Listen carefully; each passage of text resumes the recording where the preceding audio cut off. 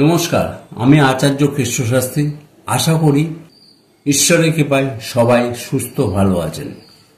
আজ আমি নবরাত্রির সম্বন্ধে কিছু কথা বলবো, আপনারা শুনতে থাকুন। নবরাত্রি বছরে দুবার হয়, এক বাসন্তী পুজোর সময় আর দুর্গা পুজোর সময়। নবরাত্রি শুরু হয়ে গেছে। নবরাত্রি শুরু হয়েছে 21/9/2025 রাত্রি 12:24 থেকে 1/10/2025 দুপুর 2:35 পর্যন্ত নবরাত্রি থাকছে।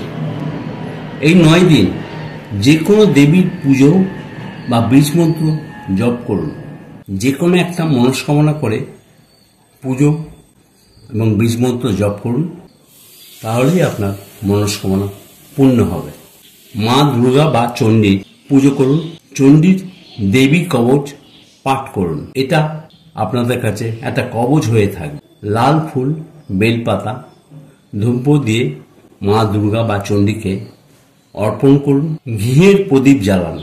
ধূপ ও যথাসামান্য ফল মিষ্টি দিয়ে পুজো করুন। মন্ত্রটা হলো ওম ওয়াং হিং ক্লিং চামুণ্ডে বিচ্ছি। এটা 108 বার তো করবেন, তাহলেই আপনার মনস্কামনা পূরণ হবে।